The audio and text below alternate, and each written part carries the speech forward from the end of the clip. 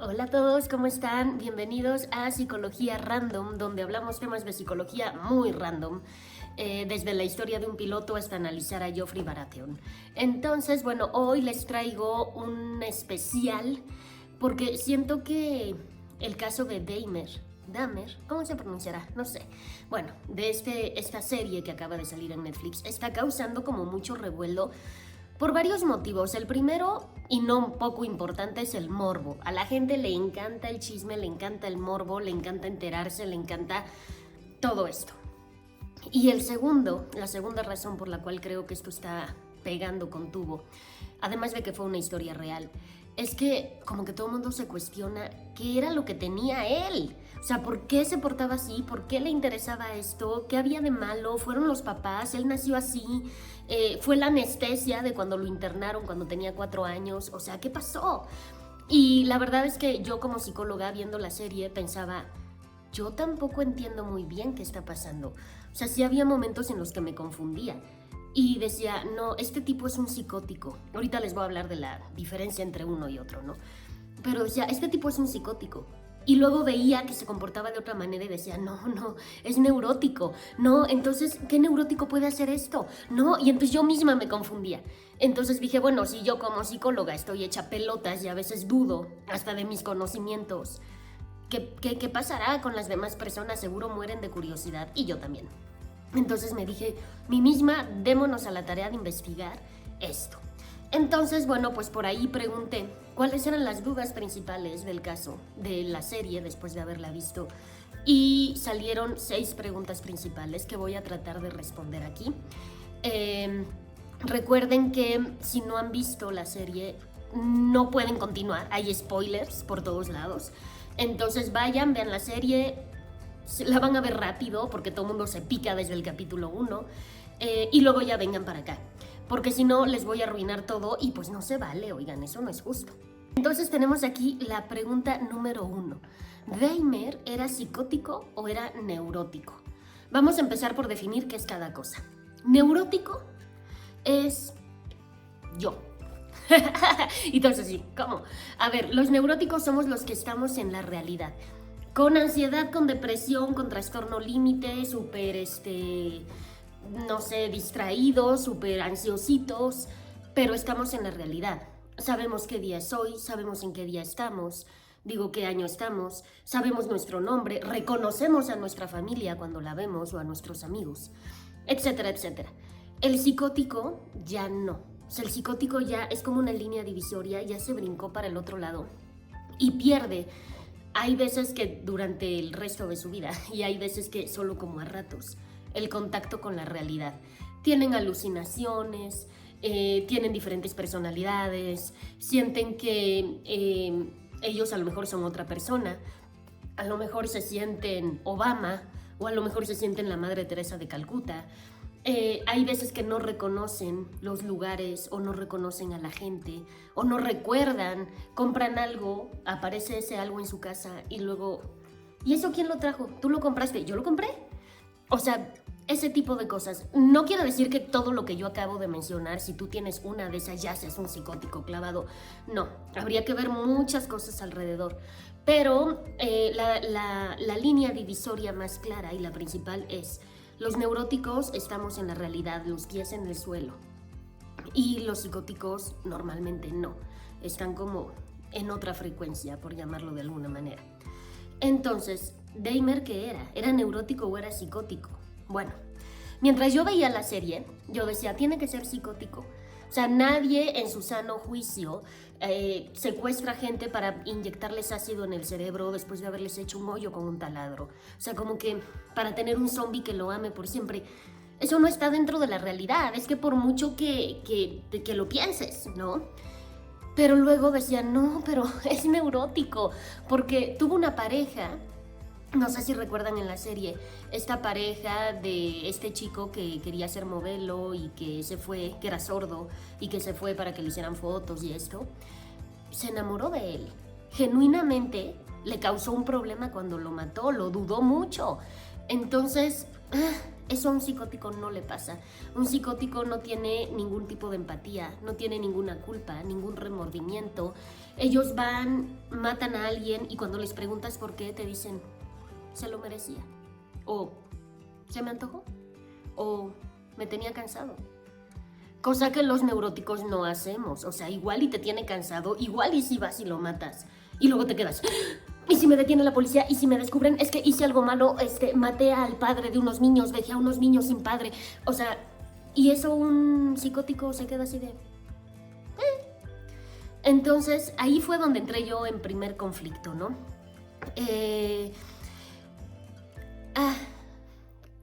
Ya que lo juzgaron, decidieron juzgarlo como ordinariamente. Porque decían, es que él sí ve la diferencia entre lo correcto y lo incorrecto, entre lo bueno y lo malo. No se puede alegar que haya un problema de discernimiento del bien y del mal, que eso nos hablaría de un trastorno psicológico. Acá no, él sí se daba cuenta de lo que hizo mal y lo aceptaba.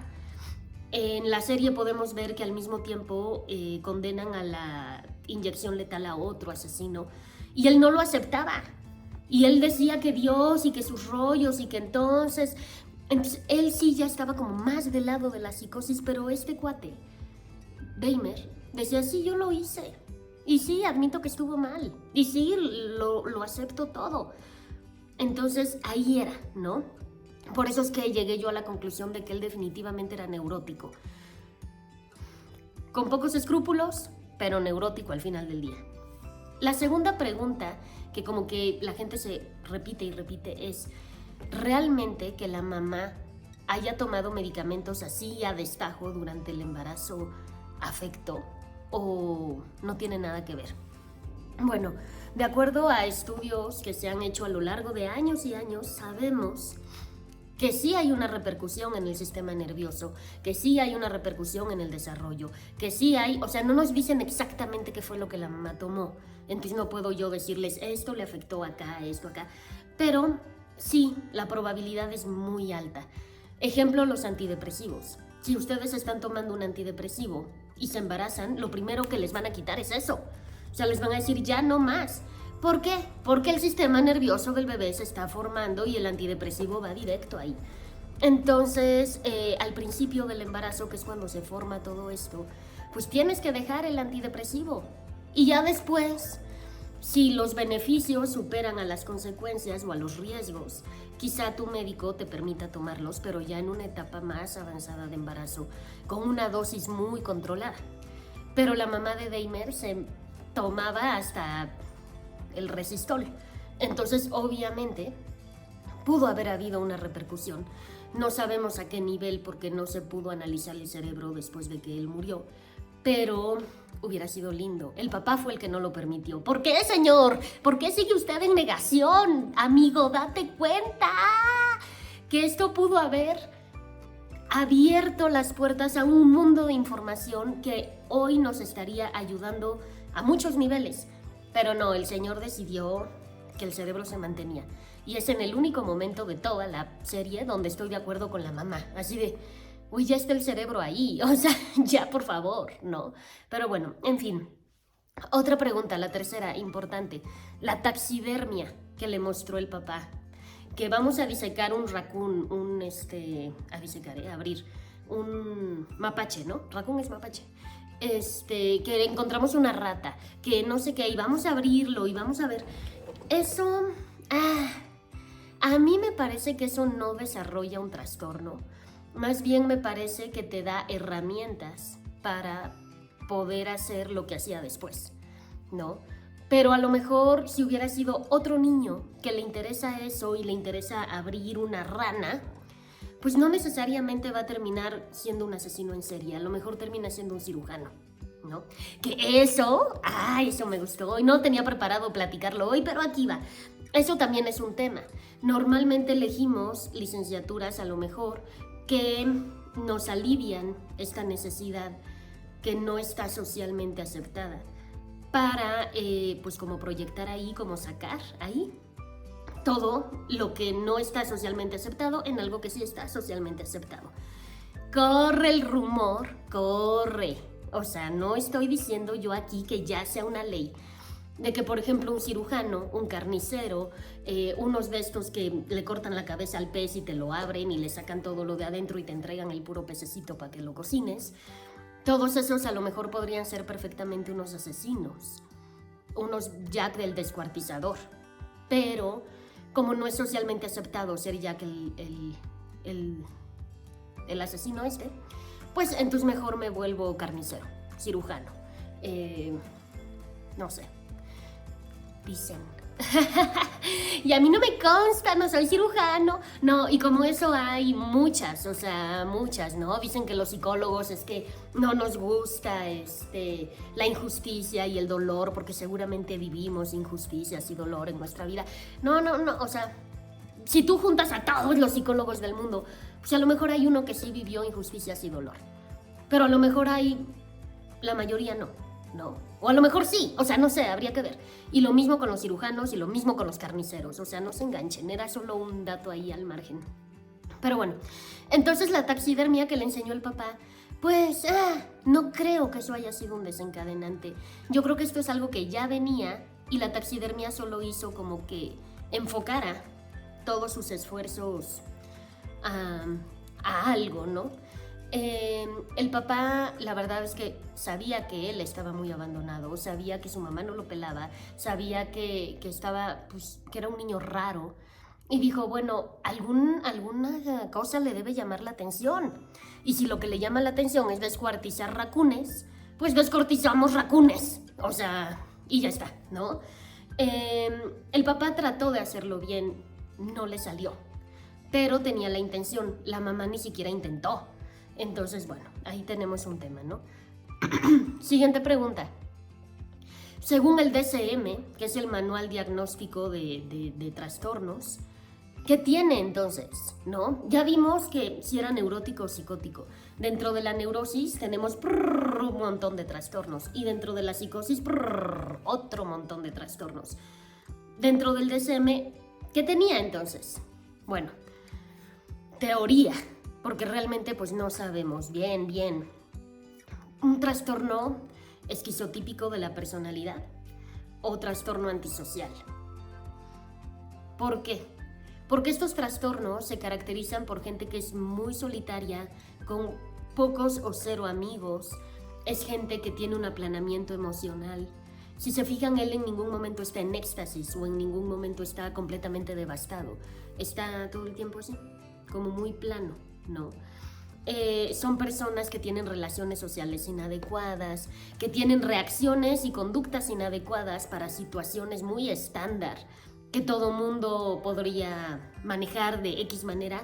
Ellos lo manejan distinto, para bien o para mal, ¿no? Pero distinto. Entonces, como que todo eso a mí me suena a que podría ir por ahí. Tomando en cuenta que no es un psicótico. Si fuera psicótico, a lo mejor habría otros trastornos que yo pensaría que pueden ser. Pero dado que no lo es, me inclino por pensar en esos dos, ¿no? Esta es otra pregunta, ¿qué pudo ser un factor determinante o que nos predisponga a esto? Bueno, si ustedes vieron el caso Bedín, van a ver que todo como vivimos en nuestra infancia, pues nos marca, para bien o para mal. Nos da herramientas o no nos da nada. Nos da seguridad y confianza o no nos da nada. Entonces, creo yo que la mamá haya sido adicta a lo que ustedes quieran, pero adicta, que haya intentado suicidarse, que estaba, de verdad, sí tenía un desequilibrio emocional importante, hace que la mamá se aísle y no tenga esta conexión, este vínculo que los hijos necesitan tener con los padres o con los cuidadores, el cuidador que sea. Porque los niños saben, los bebés desde que nacen, que no pueden sobrevivir solos. Necesitan un adulto que haga la chamba. Y este niño, al estar tan abandonado, pues, no, ahí cojeaba. Esto genera inseguridades, genera baja autoestima, genera ansiedad, genera baja tolerancia a la frustración, genera un montón de cosas que se ven luego ya en la vida adulta.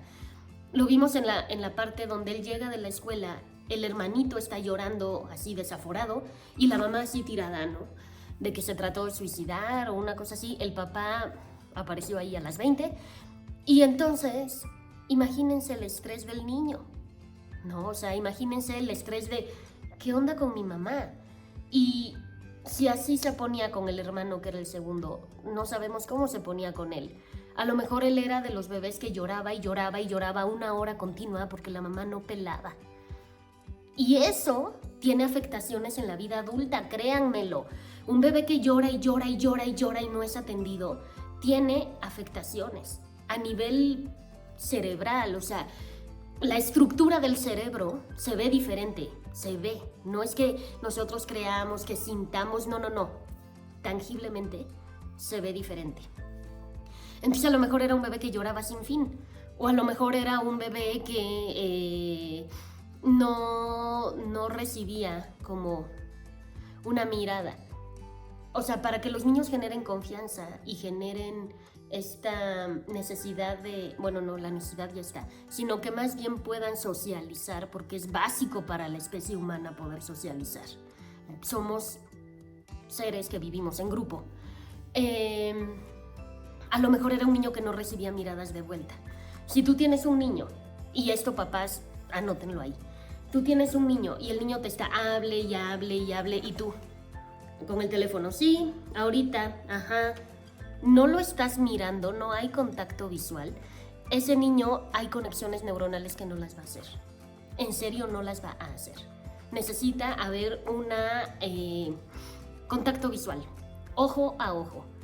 Hay por ahí un meme que me gusta, que está el niño hablándole al papá, es como una caricatura, y le dice, papá, mírame. Ah, no, le dijo, papá, escúchame.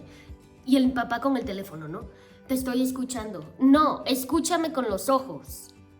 O sea, los niños necesitan eso. Y la mamá de Dahmer, pues así como la vemos, pues muy probablemente no le haya dado eso que necesitaba, ¿no? Y eso hace que sus relaciones sociales de vida adulta, de interacción, de pareja, de todo, estén medio cojas, estén medio cuchas, estén medio, ¿cómo les digo yo, no? Otro factor que me parece así como muy importante es que fue abandonado. Ya grande, si quieren, ya no a los 4 años, no, o sea, ya grande en la universidad. Pero ¿qué onda con los papás? O sea, ¿cómo te vas, te desapareces y luego el papá también va y se desaparece y lo dejan ahí, silbando en la loma? O sea, ¿cómo así? Eso de todo mundo se va y me deja, ¿se acuerdan cómo después él lo repetía con sus víctimas? ¿Por qué me abandonan? ¿Por qué todo mundo me abandona? Claro que le hizo muella, o sea, desde luego. Y claro que el mensaje que se envía es, tú no eres importante. Cada quien tiene sus rollos y todos nos vamos a ir a atender nuestros rollos o a vivir felices nuestra vida con nuestra nueva pareja o a lo que se nos dé la gana. Y tú te quedas ahí porque no es importante. Y ahí fue el brote, el punto breakdown, el no retorno, que es donde le pega con una pesa a este chico que pidió aventón para ir a un concierto. Pero ven su angustia cuando lo mató. Fue así de ¡ah! Y no sabía qué hacer y estaba nervioso. Eso a un psicótico no le pasa. Se queda así de ¡ay, caramba, se murió! Bueno, la vida sigue. Y él genuinamente se espantó, se angustió y así. Y aparte, pues estaba solo. Y cuando finalmente el papá vuelve con esta chica que fue su pareja como ya hasta el final, él se anima a hablar. Lo cual fue muy difícil, creo yo. Digo, esto no sale en la serie, ni voy a revivirlo para preguntarle. Pero yo creo que fue difícil porque no es que solo se quisiera abrir con su papá y contarle que algo malo estaba pasando en él se daba cuenta, sino que lo hizo enfrente de la novia del papá. Y eso lo hace todavía más complicado, pero aún así, con todo esto, se armó de valor y papá, tengo que hablar. Y el papá, sí. Vuelta a lo mismo, lo tuyo no es importante, cállate, mijo. Ese es el mensaje que el Dahmer recibió. Pero creo yo que el papá hacía así de, sí, cállate, ahorita, mi vida. Porque él tenía miedo de escuchar lo que Dahmer tenía que decir. Y entonces, pues más fácil es la negación, ¿no? Es el primer mecanismo de defensa que desarrollamos. Así de, no, vamos a tapar aquí el sol con un dedo, acá no está pasando nada, bye. Y pues, ¿qué pasó? Otra notita para los padres, anoten ahí, papás, Si sus hijos quieren hablar, ¡escuchen!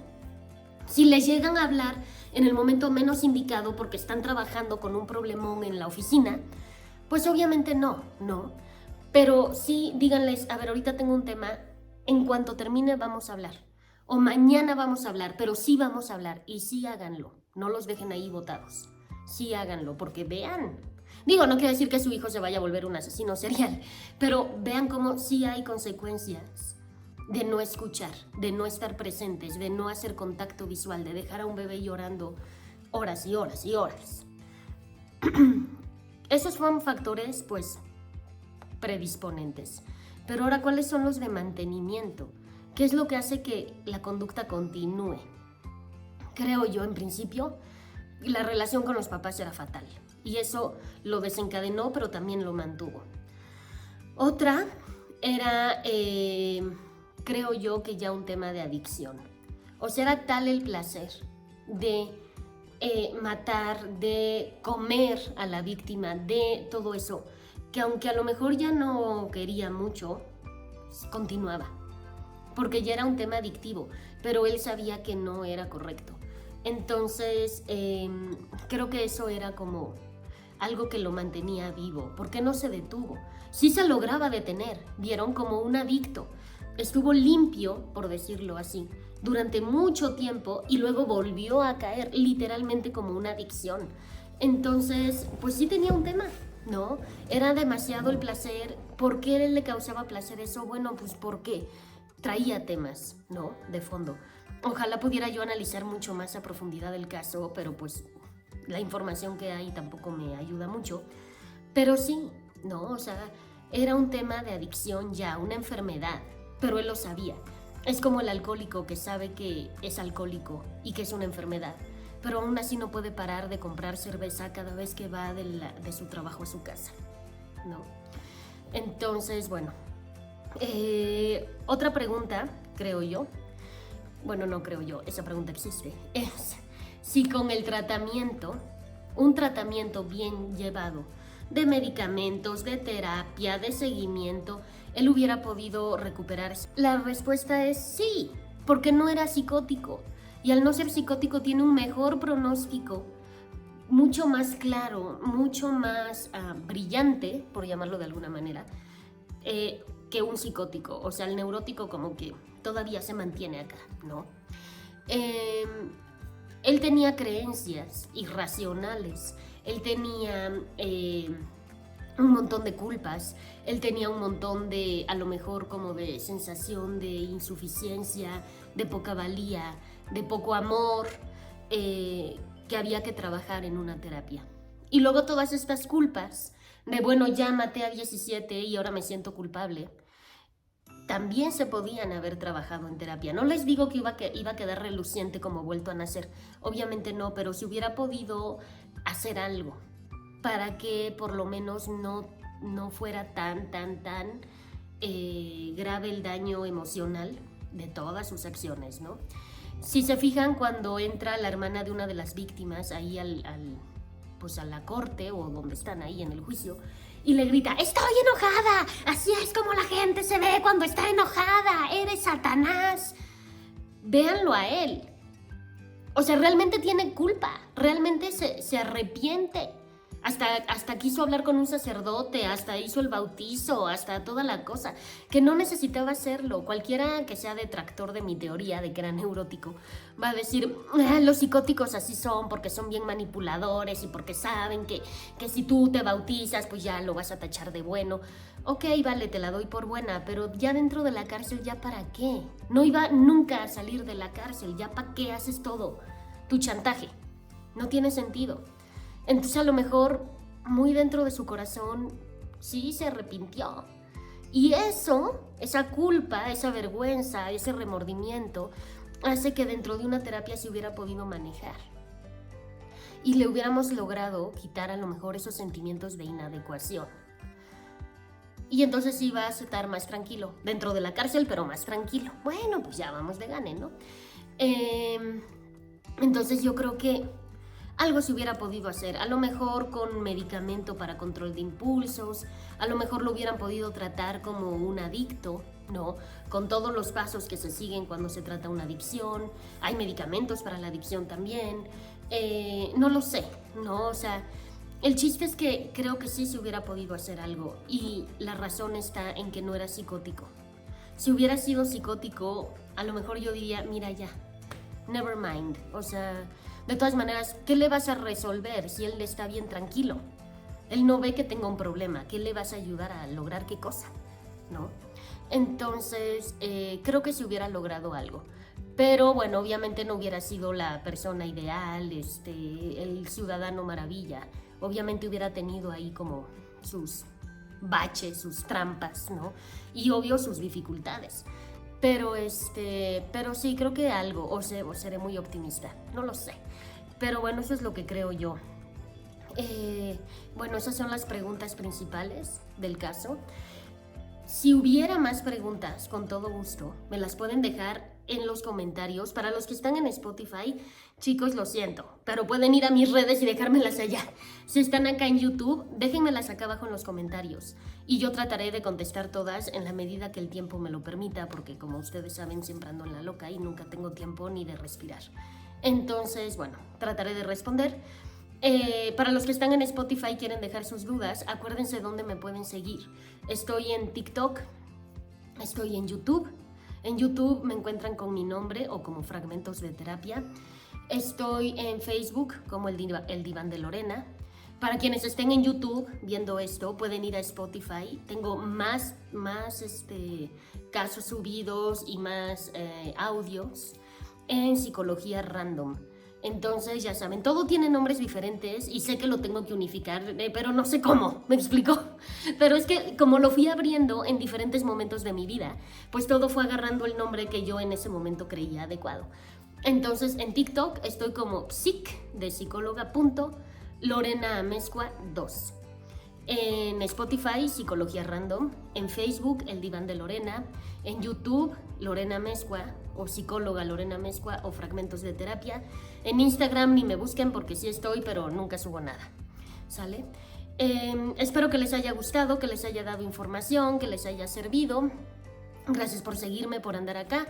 Cualquier duda, ya saben, me la escriben y yo trataré de contestar lo más pronto que pueda. Les mando un saludo enorme y un beso. Bye, bye.